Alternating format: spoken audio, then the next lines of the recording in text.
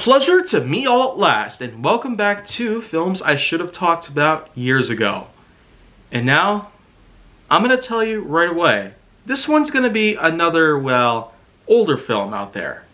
But this one's much older than the majority of those picks that I've basically put together to talk about here on the channel.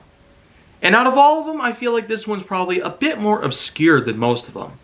But if you're a fan of, let's say, Disney's Peter Pan, then you probably already know what I'm about to talk about. Same goes with the title down below in case you already see it and therefore know what's about to happen. I'm going to be talking about Hook from 1991. That's right, this is basically the live-action adaptation of the classic Peter Pan by Disney. This was one of those cases where a Disney property has been licensed to another company and has been remade in a glorious fashion. A live-action adaptation taken from a company by another company to use for their own purposes. But the way I see it, Hook is something that's pretty much right down the middle for many of us. Some don't like it, while others do like it, for whatever reason it may be. I myself saw this not too long ago on Netflix. And it just so happens that I actually happen to be pretty captivated by the many things that happen here.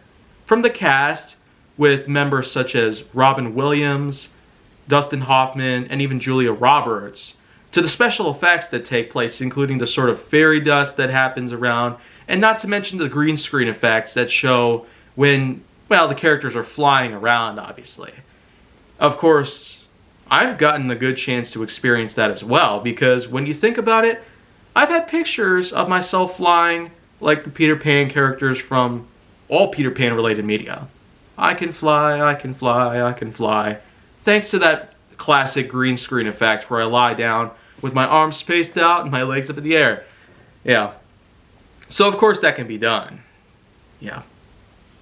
Well, anyways, there are a variety of other reasons why I happen to see a lot of unique merits for this that can heighten the enjoyability of this film, but Hook certainly does not necessarily hold up in the best ways that it could have potentially been.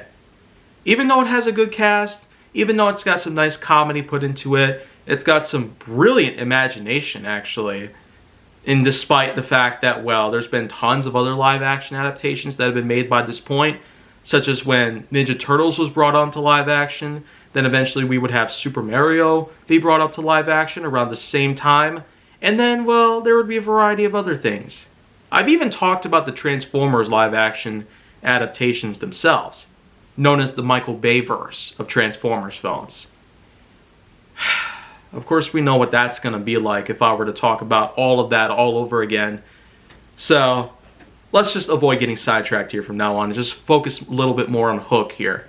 It came out a while before Transformers, but again, Hook is one of those live-action adaptations that had been taken by another company because they paid Disney to use the licensed property itself. And it's only because there had been no other live-action adaptation like that. Of course, it's very common nowadays to see a lot of live-action adaptations by Disney themselves for their own properties. We've been getting things around like Maleficent, The Jungle Book, The Lion King, Dumbo, and even Aladdin. They've all been rebooted for live-action adaptations. But the thing is that not all of them are seen as likable by any means. And it's pretty understandable why that is. Live-action adaptations of the classic Disney animated properties aren't always met with such glamour or such style, to the point that they are seen as some of the most likable pieces of media ever to be found in American cinema. It's understandable by someone like me even. I'm certainly a big fan of live-action films because it actually feels a lot more realistic that way. I'm into more reality than I am into, well, a bunch of other things, but at the same time though, I do have a bit of a flip side to this, where I could feel the exact opposite of this. I would take animation over live action because, as explained by some franchises out there, especially when it comes to, let's say, Peter Jackson with the Lord of the Rings trilogy, as well as the 2005 reboot of King Kong, it's possible that you can use animation in a much more stylish and ubiquitous way, because when you take a look at how incredibly unbelievable the performances by Andy Serkis were at the time, that just goes to show that using motion capture animation is basically the unique and impromptu way to blend live action and animation together into one. A marriage that will last forever, pretty much, because it is such a brilliant idea. And that is still the reason why Lord of the Rings itself, the entire trilogy, is still one of the most successful in history, especially in modern history, the way we see it. But what I will say for Hook is that there's lots of things that are likable about it, and there's some things that aren't very likable about it. So it's right down the middle for most people. But once again, I'm a guy who actually likes this. I almost like it too much. As a matter of fact, I almost feel like wanting to see it again just for the heck of it. But before I even consider doing that, there's still a lot more work I'd have to do. Yet I still have to give this one a score. So you know what? Let's just stick with ourselves a good old 8.5 out of 10. So it's a little high for the most part, but I'd say it's fair enough. Lots of people might not necessarily like this as much as the classic Peter Pan, or they might not like it as much as most other classic Disney films.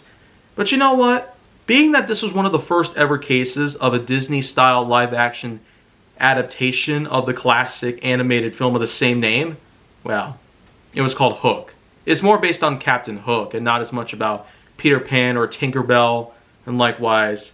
So again, it's a bit different when you consider Peter Pan being put into live action.